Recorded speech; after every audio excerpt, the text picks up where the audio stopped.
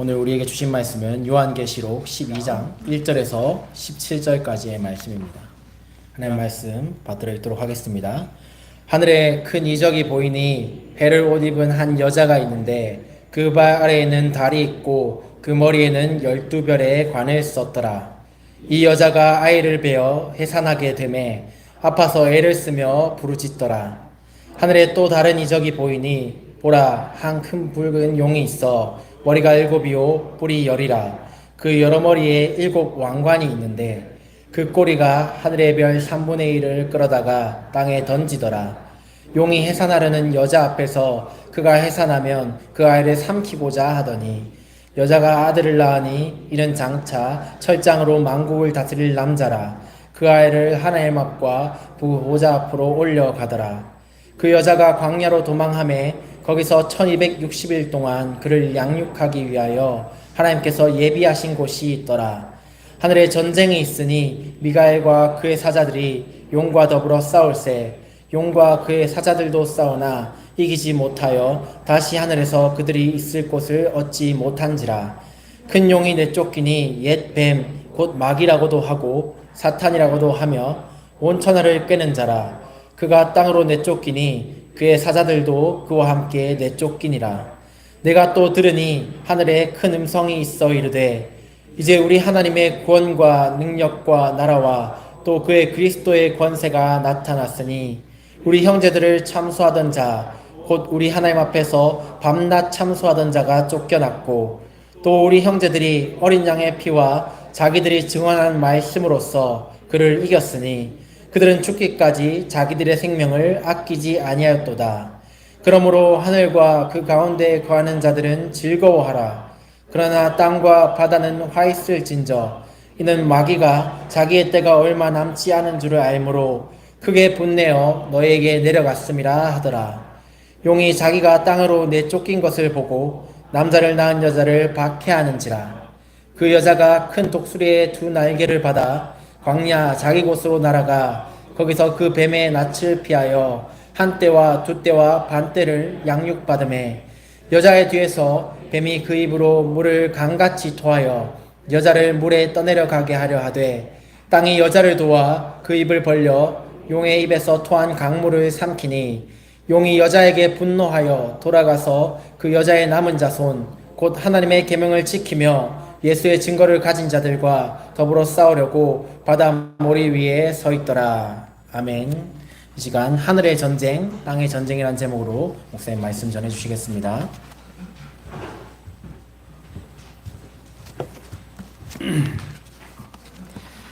요한계시록에 3가지 심판이 나온다고 말씀을 드렸습니다. 7 인심판이 있고 7 나팔 재앙, 그리고 세 번째는 7 대접 재앙이 나옵니다. 그 중에서 중간중간 삽입된 내용들이 나옵니다. 막간의 삽경이라 할 수 있는데 오늘 살필 12장에서 14장도 중간에 들어가 있는 삽입된 내용으로 보시면 됩니다. 그 내용은 교회와 사탄의 영적 전쟁입니다. 여러분, 우리 눈에 보이는 육신의 세상도 있지만은 눈에 보이지 않지만 실제하는 영적인 세상이 있습니다. 우리가 이 땅을 바로 살려면 영적인 세상을 볼 수 있는 영의 눈이 열려야 합니다.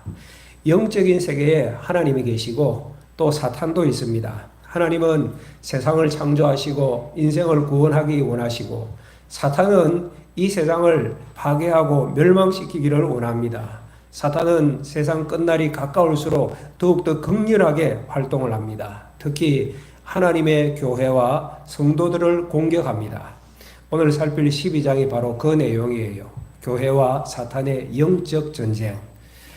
1절 말씀을 보시니 하늘에 큰 이적이 있었다고 하는데 사실 실제로는 세상에서 일어난 일이었습니다. 요한이 보니 하늘에 해를 옷 입은 한 여자가 있었습니다. 그 여자가 아이를 배웠는데 5절에 보니 이 아이는 장차 철장으로 만국을 다스릴 남자라고 합니다. 메시아 예수 그리스도시죠. 그러니까 이 여자는 직접적으로 보면 예수님을 출생한 마리아로 볼 수 있지만은 그러나 크게 보면 또 요한계시록 전체의 말씀을 살피면 구약교회 전체를 상징하는 사람이라고 볼 수 있습니다.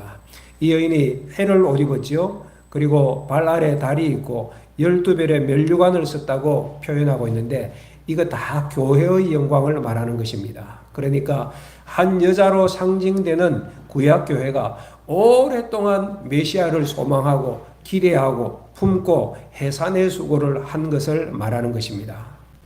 1절에는 해를 옷 입은 한 여인이 있었고 3절에 와보니 하늘에 한 큰 붉은 용이 있었다고 말씀을 합니다.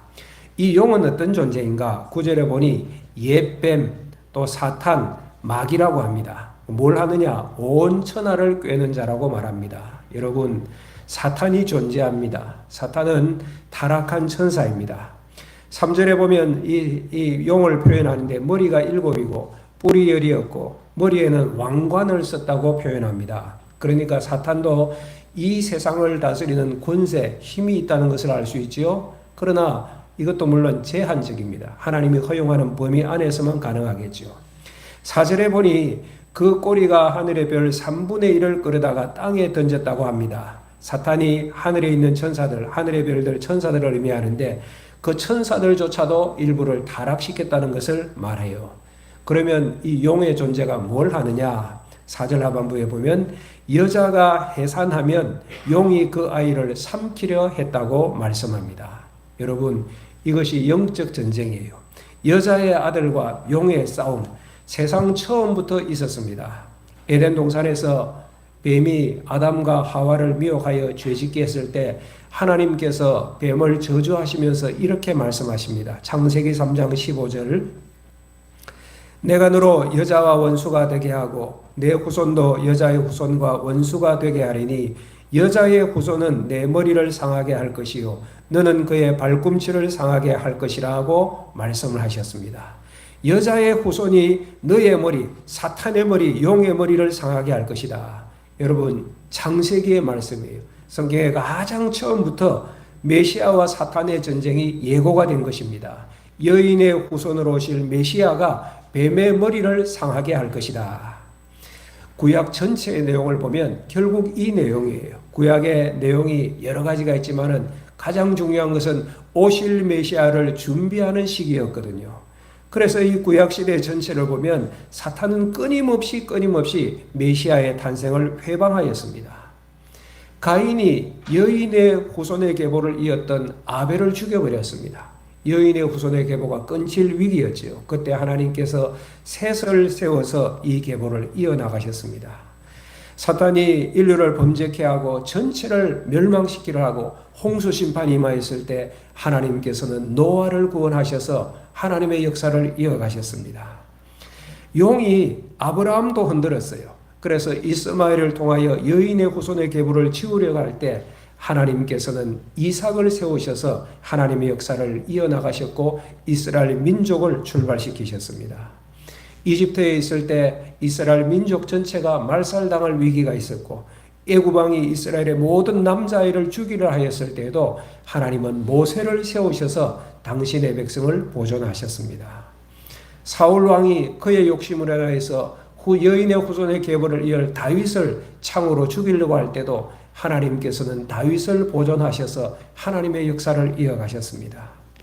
악한 왕비 아달랴가 유다 집의 모든 씨를 멸하려고 할 때도 하나님께서는 어린 요아스를 살려 여인의 씨가 보존되게 하셨습니다.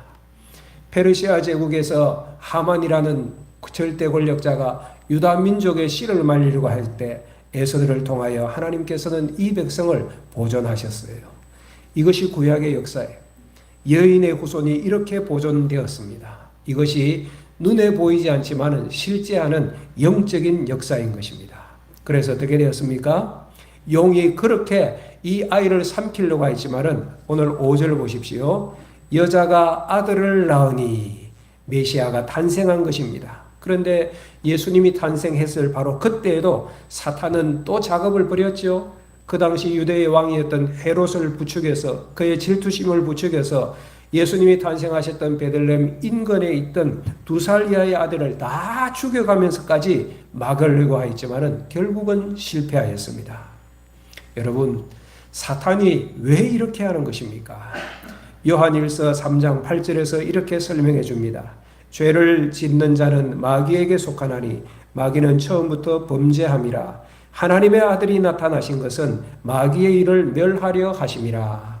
마귀는 우리를 죄짓게 하고 결국 인생을 망하게 하는 존재인데, 하나님의 아들이신 예수님이 나타나신 것은 이 마귀의 일을 멸하기 위하여 오셨기 때문입니다. 사탄은 우리 인생을 망하게 합니다. 죄짓게 합니다. 엉뚱한 길을 걸어가게 합니다. 그러나 예수님께서는 이 사탄의 일을 멸망시키고 우리를 구원하러 오셨기 때문에 이 사탄이 예수님의 길을, 메시아의 길을, 여인의 후손의 길을 막으려고 하였던 것입니다. 그렇지만 5절에 보셨듯이 이 여인이 아들을 낳았습니다. 여러분, 예수님이 탄생한 이후에도 사탄은 지속적으로 회방하였죠. 예수님의 길을 방해하였습니다. 결국 예수님의 제자 가운데 한 사람 가룟 유다를 통하여 예수님께서는 십자가에 죽으셨습니다. 그때 마귀가 승리한 것처럼 보였지요. 그러나 결코 그렇지 않습니다. 예수님의 십자가 죽음은 대속의 죽음이었기 때문입니다. 예수님의 십자가 죽음으로 인하여 우리 구원의 문이, 인생의 구원의 문이 활짝 열렸습니다. 마귀는 완전히 패배한 것이었지요. 그리고 오늘 5절 하반부에 보면 하나님 앞과 그 보좌 앞으로 올려가셨다. 예수님께서 부활하시고 성천하셨던 것을 말씀합니다. 그 이후에 예수님께서 이 땅에 예수님을 따르는 제자들과 사도들과 주의 백성들을 통하여 세상에 교회를 세우셨어요. 그리고 주님께서는 주님이 세우신 교회를 통하여서 당신의 일들, 하나님의 구원 역사를 지금도 이루어 가시는 것입니다. 그래서 사탄은 교회를 집요하게 공격합니다. 오늘 7절 이하에 보면 그 배경이 또 설명이 좀 되어 있어요. 7절 보실까요? 다 같이 읽겠습니다. 하늘에 전쟁이 있으니 미가엘과 그의 사자들이 용과 더불어 싸울세 용과 그의 사자들도 싸우나. 이제 장면이 바뀌어 하늘의 전쟁에 관하여 말씀합니다. 천사장 미가엘의 사자들이 용과 그의 사자들과 싸움을 벌여요. 용이 패하였습니다. 8절에 보면 용이 패하고 결국 이 용이 하늘에서 쫓겨나 땅으로 쫓겨나는 것을 볼 수 있습니다. 그때에 하늘에서 큰 음성이 들리는데 10절에서 12절 내용이에요. 뭐라고 하십니까? 이 하늘 전쟁의 결과 하나님의 구원과 능력과 나라와 권세가 나타났다. 그리고 어린 양의 피와 복음의 말씀을 붙든 자들이 이기었다. 그래서 하늘에서는 이 승리로 인하여서 크게 기뻐하고 즐거워하지만은 땅에는 화가 있을 것이다. 왜냐하면 하늘 전쟁에서 패배한 마귀가 쫓겨 땅으로 내려가서 더욱 분내면서 세상을, 교회를 공격하기 때문에 그렇습니다. 더욱더 교회와 성도를 핍박한다는 거예요. 자기의 날이 얼마 남지 않았음을 알고 더 심하게 핍박한다고 기록하고 있는 거예요. 13절을 보십시다. 이제 또 장면이 바뀌어요. 시작. 용이 자기가 땅으로 내쫓긴 것을 보고 남자를 낳은 여자를 박해하는지라. 땅의 전쟁에 관하여서 말씀하지요. 남자를 낳은 여자를 용이 박해한다고 합니다. 남자를 낳은 여자, 이미 설명드렸듯이 그리스도를 배출한 교회를 말씀하고 있는 것입니다. 오늘 13절과 14절 말씀은 앞에 6절 내용과 연결이 되어져요. 앞부분에 하늘에 해를 헛입었던 여자가 용에게 핍박을 받잖아요. 그리고 아이를 출생하잖아요. 그리고 6절 보시면 그 여자가 광야로 도망하며 거기서 1260일 동안 그를 양육하기 위하여 하나님께서 예배하신 곳이 있더라. 지속적으로 교회를 핍박하는 이 용의 세력을 피하여서 여인이 광야로 갔다. 교회에 광야 시간이 있다는 것입니다. 광야는 어떤 곳입니까? 안식이 없죠. 광야에는 어려움이 많이 있습니다. 시험과 훈련의 장소라고 볼 수 있습니다. 그런데 그 기간이 1260일이라고 해요. 3년 반을 말하는 것이지요. 그러나 꼭 3년 반을 표현한 것은 아니고 이런 환란의 기간이 교회 시대에 있다는 것을 상징적으로 보여주는 것입니다. 여러분, 우리가 이 사는 세상을 광야 같은 세상이라고 표현하잖아요.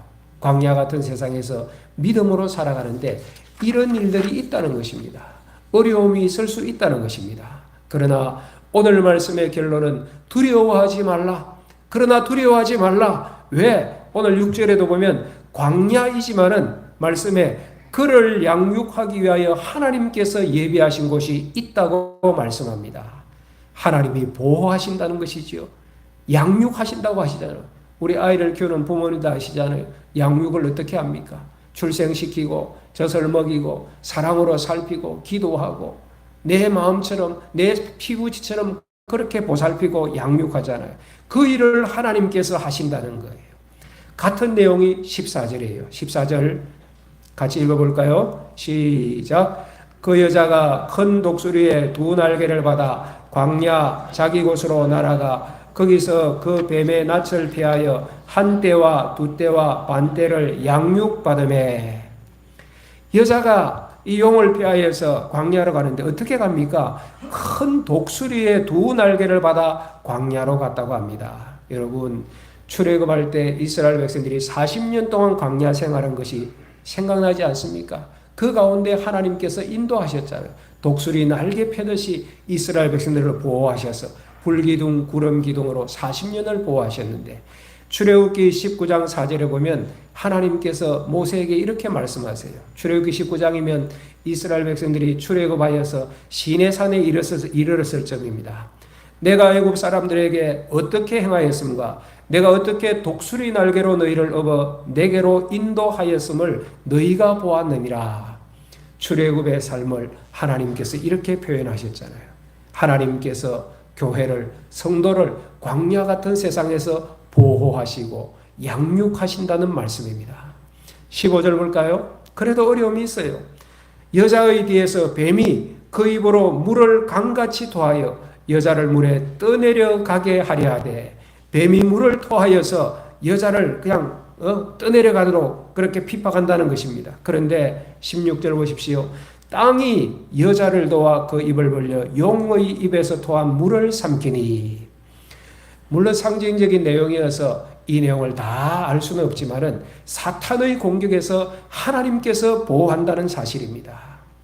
상징적인 표현이긴 하지만은 저는 15절 16절 말씀 보며 출애굽 때 홍해 앞에 섰던 이스라엘 백성들이 생각나기도 합니다. 바닷물이 이스라엘을 삼키려 할 때 하나님께서 바다를 가르셔서 땅을 길을 내시고 육지같이 그 땅을 건너게 하셨던 그 전투도 생각나지 않습니까? 어쨌든 우리가 이 세상에 있었을 때 악한 영들이 교회를, 성도를 이와 같이 핍박한다는 것입니다. 그런데 두려워하지 마십시오. 오늘 말씀 14절 말씀에 보면 그 기한이 있어요. 한 때와 두 때와 반 때라고 말씀합니다. 16절에서는 1260일이라 했죠. 한 때와 두 때와 반 때도 3년 반을 표현한 것이죠. 그런데 이미 말씀드렸듯이 꼭 3년 반이다. 뭐 그렇게 여러분들이 한정할 것은 없고 하나님께서 정하신 기한이 있다는 거예요. 아무리 악한 세력이 강해도 자기 마음대로 못하는 거예요. 허용된 범위 안에서 교회를 건드리고 핍박하고 그렇게 하는 것입니다. 오늘 말씀을 다시 정리를 해보겠습니다. 그 첫 번째는 이미 말씀드렸듯이 사탄은 교회와 성도를 무섭게 공격한다는 사실입니다.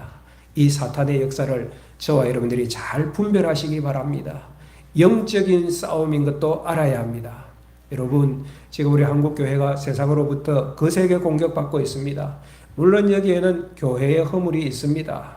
교회가 빛과 소금의 역할을 잘 감당하지 못한 것 같아요. 예수님의 말씀에 우리 성도들이 정말로 순종하여 작은 예수로 사는 삶을 살아야 되는데 그렇게 하지 못했던 것 같아요. 이러한 잘못된 점들은 교회와 우리 성도들이 철저하게 회개하고 주님의 십자가 다시 붙들어야 합니다. 그러나 이것이 사탄의 공격인 것도 여러분들이 아셔야 됩니다. 바꾸어 생각해 볼까요? 교회가 거룩하고 성령 충만하면 세상의 공격이 없을까요? 그렇지 않습니다. 교회는 이 땅에서 존재할 때 교회 자체인 것만으로도 공격을 받습니다. 초대교회, 사도행전 나오는 초대교회는 거룩한 공동체였습니다. 사랑의 공동체였습니다. 그런데 핍박을 얼마나 당했습니까? 그런 아름다운 공동체가 말입니다. 마치 천국을 축소시켜서 세상에 갖다 놓은 같은 그런 교회 아니었습니까? 그런데 무지무지하게 핍박을 당하였습니다. 하나님의 의로운 사람이었던 서대반은 왜 그렇게 순교해야만 하였습니까? 사랑의 사도 요한 1서를 보면 요한이 얼마나 사랑의 사도로 변했는지 오직 사랑 붙들고 사는 것 알 수 있는데, 이러한 사랑의 사도인 요한은 왜 지금 핍박을 받아 반모라는 섬에 유배당해야만 하였습니까?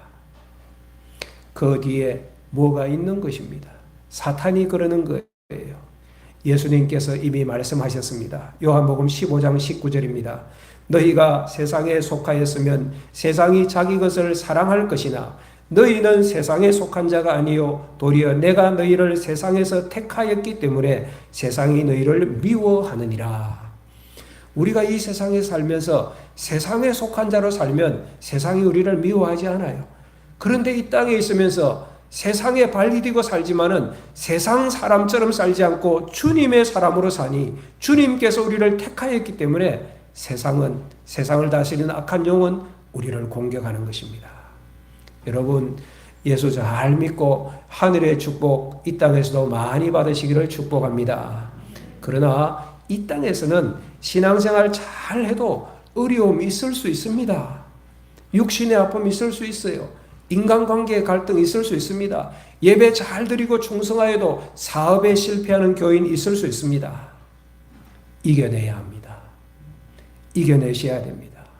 그 뒤에는 영적인 존재 사탄이 있습니다. 그러나 두려워하지 마십시오. 두 번째로 생각할 것은 교회는 반드시 이긴다는 사실입니다. 하나님의 능력과 예수 그리스도의 권세로 하나님의 교회는 반드시 이깁니다. 오늘 10절에 용이 하늘에서 쫓겨났을 때 하늘에서 큰 음성이 있었죠. 뭐라고 말씀하십니까? 하나님의 구원과 능력과 나라와 그의 그리스도의 권세가 나타났나니, 하나님의 구원이 나타나고 하나님의 구원이 예수 그리스도의 권세, 십자가 보혈의 권세로 성취되어진 것을 말씀하는 것입니다. 11절에 보면 하늘에 이기는 자들이 있는데 그 형제들은 이겼는데 어떤 자가 이기는 자인가? 11절에 어린 양의 피와 복음의 말씀을 붙드는 자가 이긴 자라고 말씀해요. 사랑하는 여러분, 이미 이전에도 우리가 보았어요. 이후에도 또 나올 거예요. 요한계시록 7장에 구원받은 14만 4천 명의 하늘 성도들이 흰옷을 입고 종려나무 가지를 흔들며 하나님을 찬미하는 하늘 예배의 모습을 보았어요. 너무 영광스러우니 어느 장로가 물어봐요. 저 흰옷 입은 자들은 누구입니까? 주님이 이렇게 말씀하세요. 이는 큰 환난에서 나오는 자들인데 어린 양의 피에 그 옷을 씻어 희게 한 자들이라고. 세상 환난 가운데서 굴복하지 않고 세상 환난 가운데서 이기어 나오는 자들인데 어린 양의 피로 그 옷을 씻어 희게 한 자들이라고 말씀을 하고 있습니다. 할렐루야. 그날을 바라보며 믿음으로 승리하는 주의 종들이 되시기를 축복합니다. 오늘 12절 말씀에 보면 하늘에서 음성이 들리는데 뭐라고 하셨습니까? 마귀가 세상으로 쫓겨났는데 자기 때가 얼마 남지 않은 줄 알므로 크게 분내어 내려갔다고 합니다. 마귀, 사탄, 세상 권세 대단해 보여도 얼마 남지 않았습니다. 그들의 때 얼마 남지 않았습니다. 사랑하는 여러분, 광야 같은 세상에서 믿음으로 사는데 왜 어려움이 없겠습니까? 여러분, 마음의 어려움이 있을 수도 있고 신앙생활 잘 해보려고 하는데 가족으로 인하여서 오히려 신앙생활에 어려움을 당할 수도 있을 것이고, 여러분, 이겨내셔야 합니다. 하나님이 이스라엘 백성들의 40년 광야 생활의 의미를 이렇게 말씀을 하셨습니다. 신명기 8장 2절, 이는 너를 낮추시며 너를 시험하사 내 마음이 어떠한지 그 명령을 지키는지 지키지 않는지 알려 하심이라. 이스라엘 백성들이 빠른 길로 가면 일주일 만에 가나안에 갈 수 있는데 왜 40년 동안 광야 생활을 하게 하나님께서 하셨느냐, 이렇게 말씀하셨잖아요. 광야를 지나면서 도대체 어떤 교회가 참 교회인지 알게 된다는 것입니다. 광야를 지나면서 도대체 어떤 교인이 참 교인인지 구별되어진다는 것입니다. 이겨내시기를 축복합니다. 오늘 11절에서 말씀하잖아요. 이겨낸 자들은 죽기까지 자기 생명을 아끼지 않고 이 믿음을 지켰다고 말씀을 합니다. 죽기까지 자기 생명을 아끼지 않고 이 믿음을 지킨 자들이 이긴 자들로 우뚝 섰다고. 왜? 주님의 보호와 양육으로 반드시 우리는 이긴다. 교회는 승리한다. 성도들은 이긴다. 이 사실을 믿었기 때문입니다.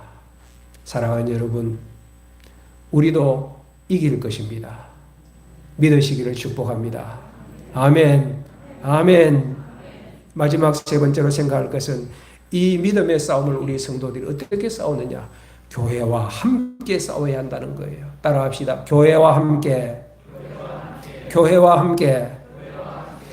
교회는 종종 무기력해 보일 수 있습니다. 세상으로부터 비난받을 수도 있습니다. 그 안에 구성원들이 별 대단치 않은 사람일 수도 있습니다. 그럼에도 불구하고 교회는 세상의 소망입니다. 우리 신평교회 연약해 보여도 세상의 소망으로 주님께서 구원의 방주로 이 땅에 심으신 교회예요. 왜? 만왕의 왕이신 주님께서 교회를 친히 세우셨거든요. 어떻게 세우셨어요? 당신의 피로 값주고 사신 교회라고 하셨습니다. 그리고 교회를 통하여 지금도 주님은 당신의 일들을 이루어 가시기 때문에 교회가 세상의 소망인 거예요. 사랑하는 여러분, 교회를 사랑하십시다. 주님이 교회를 이렇게 사랑하신다면 우리도 교회를 진심으로 사랑해야 됩니다. 교회를 내 집처럼 살펴야 됩니다. 교회를 나 자신처럼 사랑해야 합니다. 교회를 사랑하는 것이 곧 나를 사랑하는 거예요. 나 자신을 지켜가는 거예요. 왜? 우리는 홀로 사탄과 싸울 수 없기 때문입니다. 보았잖아요. 마귀는 강해요. 집요하게 공격해요. 오늘 마지막 말씀도 그 말씀이에요. 17절에 보니 지금까지 악한 영이 계속 싸워서 졌잖아요. 그런데 17절에 보니 영이 여자에게 분노하여 돌아가서 그 여자의 남은 자손 곧 하나님의 계명을 지키며 예수의 증거를 가진 자들과 더불어 싸우려고 바다 모래 위에 서 있더라. 이때까지 싸우면서 계속 져놓고도 포기하지 않아요. 또 싸우려고 바다 모래 위에 서 있더라. 오늘 12장까지 보는데요. 13장 가면 무슨 내용이 나온지 아십니까? 용의 부하가 나와요. 바다에서 올라오는 큰 짐승, 땅에서 올라오는 또 짐승이 있는데 무시무시합니다. 얘들이 뭐 한 줄 아십니까? 교회를 핍박하는 거예요. 성도들을 공격하는 거예요. 그러나 두려워하지 마십시오. 14장으로 가면 또다시 구원받은 하나님의 백성 이야기가 나와요. 하나님을 찬미하는 구원받은 어린 양의 피로 그 몸을 적신 하나님의 백성의 승리가 14장에 나오거든요. 그런데 이 땅에 있을 동안은 이렇게 지독하게 악한 영들이 우리의 육신을, 우리의 영혼을 공격해 오는 거예요. 어떻게 싸워야 합니까? 교회와 함께 싸워야 합니다. 성도들과 함께 예배하는 것이 그래서 힘이 있는 거예요. 여러분이 가정에서 예배할 수도 있지만 주일마다 시간마다 모여서 성도들이 함께 삼위 하나님의 성호를 찬양하며 예수 그리스도의 이름으로 기도하는 것이 힘과 권세가 있는 것입니다. 성도들을 위하여 기도하고 나를 위하여도 기도하지만 함께 신앙생활하는 우리 성도들을 위하여 사랑방 순원을 위하여 함께 기도하고 사랑의 줄로 묶어서 함께 사명 감당하고 교회와 함께 영적 전투에 나서는 것입니다. 그래서 여러분 옆에 있는 성도들이 그냥 옆에 앉아있는 교인 정도가 아니라 영적으로 보면 전우입니다. 전우. 싸움터에서 함께하는 저 영적 전투, 우리가 함께 싸우는 거예요. 여러분 전쟁이 일어나면 전쟁터에서는 전우가 서로의 생명을 지켜주는 존재예요. 그런 존재예요. 옆에 계신 분이. 함께 하셔야 됩니다. 그 일을 위하여 신평교회가 있는 것이고 그 일 더 잘하라고 작은 신평교회로 사랑방을 만든 것이고 사랑방에서 이 일들이 있어지는 그 일 잘하라고 남녀전도의 기관들이 있는 것입니다. 목회하다 보면 가끔씩 교회를 떠나는 교인들이 있을 수 있습니다. 그때 참 교인들도 마음 아프고 하지만 여러분들이 마음 아파하는 것보다 목사의 마음은 생각보다 훨씬 더 아픕니다. 그런데 저는 또 다르게 마음을 가집니다. 축복해 주려는 마음을 가져요. 이유가 있겠죠. 어떤 이유에서든 교회를 이동하게 되거나 떠나게 되면 그 나름대로 이유가 있지 않겠습니까? 다 알 수는 없지만 이유는 있을 것이다. 그분이 우리 교회에서 그동안 수고를 많이 하셨잖아요. 그래서 어디에서든 정말 주님을 왕으로 모시고 신앙생활 잘 하기를 기도하고 축복해 주는 마음을 가집니다. 그러나 또 한편으로는 염려가 있어요.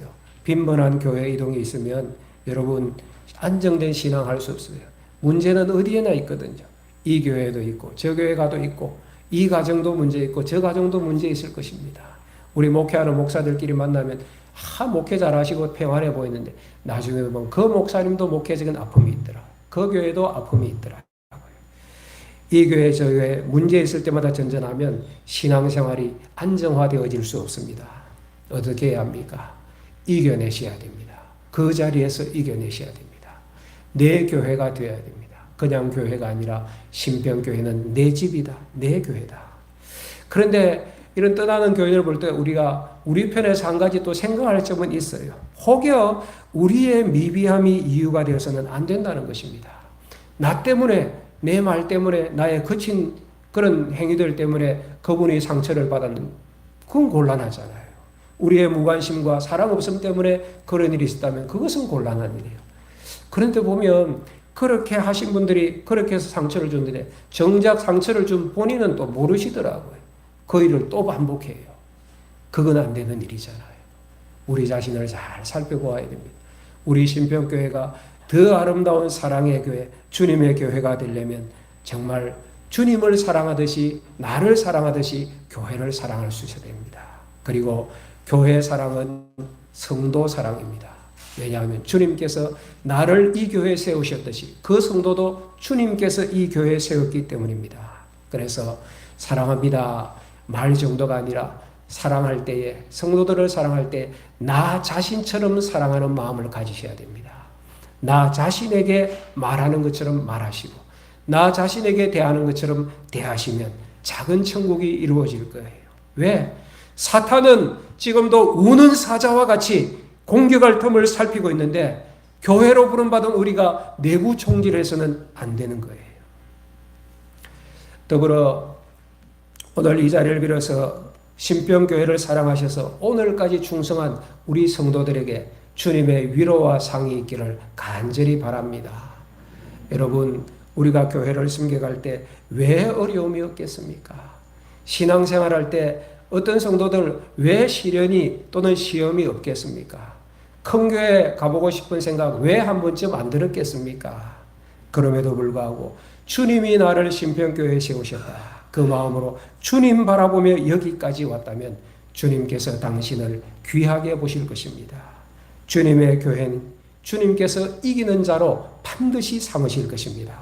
앞으로도 우리 성도들과 함께 기도하고 격려하고 하나님을 찬미하고 주의 사명 붙들고 나아가고 믿음의 싸움을 싸우고 그래야 해서 함께 우리 모두 하나님의 영광스러운 나라에 이르는 우리 신병교회 모든 성도들 되시기를 주의 이름으로 축복합니다.